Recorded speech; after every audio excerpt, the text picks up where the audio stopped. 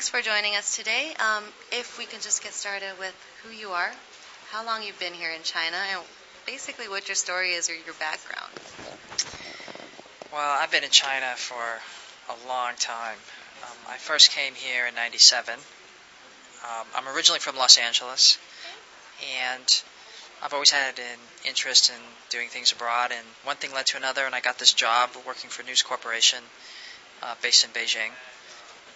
And after a couple of years doing that, I started to go out on my own and get involved in some internet projects.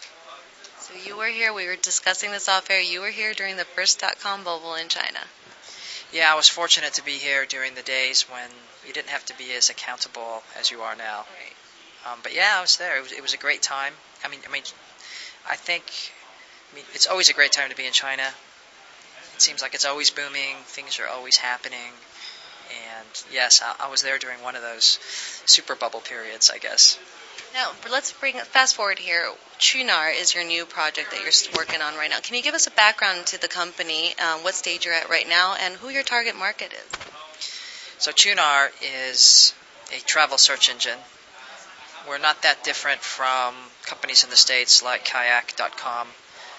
And what we do is we help consumers find the best prices for flights and hotels, tour packages, car rental, visa, stuff like that. We've been in business now for 3 years. We've been fortunate enough to raise some investment capital from the guys out of Silicon Valley. And since then, we've been growing our business.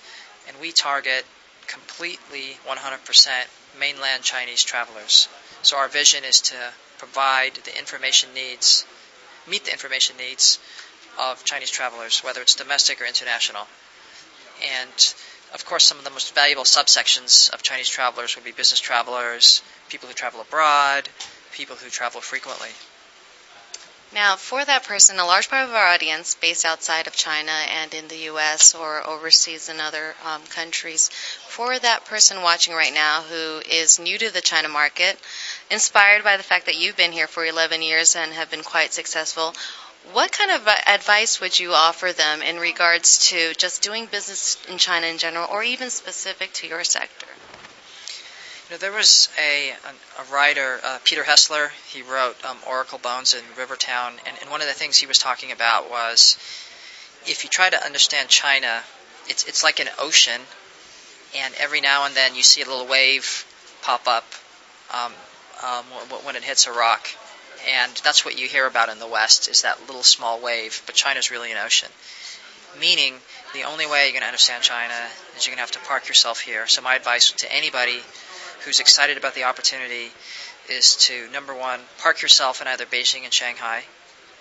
Be committed to be here for at least 6 months to see if you can get something going.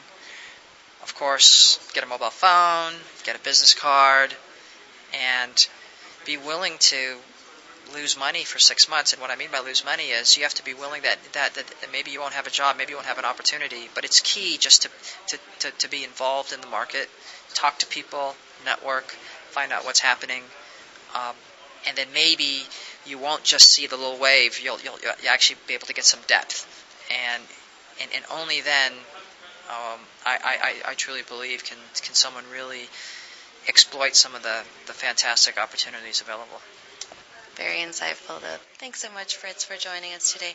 Now, where can people go to learn more about Qunar? I guess the easiest way is you can go to our website, www.qunar or qunar.com, which means where are you going in Mandarin Chinese.